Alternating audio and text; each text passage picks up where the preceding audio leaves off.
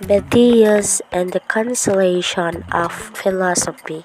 For some 400 years across the European Middle Age, one philosophy book was prized above any other, present in every educated person's library. It was titled in Latin the Consoliation Philosophy, or as we know in the English today, the Consolation of Philosophy. European languages.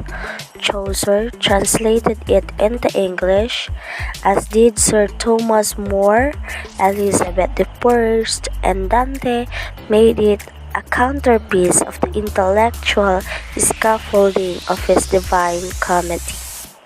The book was the work of the Italian statesman, scholar, and academic Boethius, who pens in a few months in appalling circumstances in a prison in Fabia in 523 after death. Boethius was born into a highly successful and wealthy family in the years after the collapse of the Roman Empire in the West. From an early age, he took an interest in the classics and translated much of Plato and Aristotle's work from Greek into Latin. For many years, Boethius' life was seemingly blessed. He lived in a sumptuous villa in Rome and was married to a kind and beautiful woman called Rusticana, whom he had two handsome, clever, and affectionate sons. Her sense of obligation to his society, Boethius entered politics and occupied administrative positions under the ruler of Italy. The Theodoric king of the Ostrogoths, Bertrand Russell, wrote of him, "He would have been remarkable in any age when he lived. He is utterly amazing." But suddenly in the spring of 523 after death, Boethius' fortune ran out. There was knocked at the door and a gang of Theodoric guard accused him of having plotted against the increasingly paranoid and regretful king. With scarcely time to say goodbye to his family, Boethius was carted off prison. As the Consolation of Philosophy, Boethius described his listless sadness and terror at his state.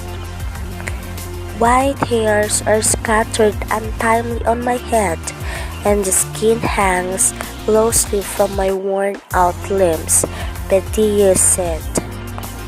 But in this downcast state, Boethius received an unexpected visit.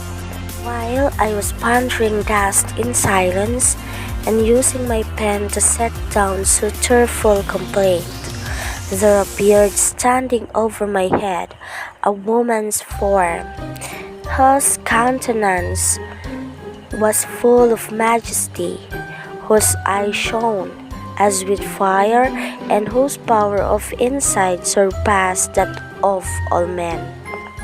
Visitor is a metaphorical figure whom Boethius terms Lady Philosophy. One hand and a sceptre in the other, and she has to come visit Boethius in cell in order to remind him of some fundamental truths. The philosophy begins by gently chiding Boethius for flaring up against his faith. Our destiny is in large measure in the hands of a devilishly powerful, seductive goddess whom the Roman knew as Fortuna, the goddess of fortune. This figure was central deity in the Roman pantheon and was represented across the Roman world on coins and statues. She was typically holding a cornucopia in one hand, overflowing with fruit and luxury, and leaning on a tiller, a marker of her capacity to direct people's fate. Philosophy sits with Boethius in his cell and reminds him of his appalling exposure to fortune's deceptive charm. But the Lady Philosophy also reminds Boethius that the wise have to resist putting their faith in the gifts of fortune. She introduces a famous image of a wheel of fortune, which spins between success and favor, and appealing punishment and pain.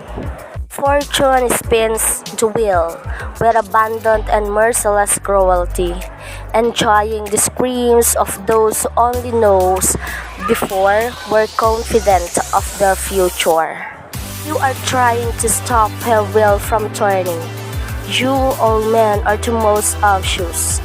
You are seeking to regain what really did not belong to you, Lady Philosophy tells to Boethius. Inconstancy is my very essence. It is the game I never cease to play. As I turn my wheel, it is ever-changing circle, Boethius answered. Philosophy now gets the heart of the message. Boethius, most likely good philosophically inclined person. Stop trusting in anything that fortune can take away at once. You know, there is no constancy in human affairs when a single swift hour can often bring man to nothing. Lady Philosophy stresses that a different sort of happiness can be found by focusing on all that fortune can never make one lose, specifically one's power of reasoning, which give one access to the beauty, mystery, and complexity of the universe. Some measure of the relevance of Boethius' message that we today so firmly identify happiness with two areas that entirely in the hands of fortune, romantic love and concern success. Our own troubled times witness the rediscovery of the Stoic message. We become philosophers not by writing books or attending university courses, but by appreciating how little of our lives in our hands, the ambiguity and fickleness of fortune, and our need to look beyond public opinion, family, love, and status in order to build up serenity through the exercise of one's distinctive and faith-independent mental powers. Boethius was killed, as he feared, a few months after being imprisoned. Lies in the church of San Pietro in Shell de Oro in Pavia, half an hour from Milan. In his honor, we should leave space for Lady Philosophy occasionally to come and visit us, and when we are facing the worst turns of fortune will let us strengthen our resolve to depend a little less on what was in fact never really ours to rely upon.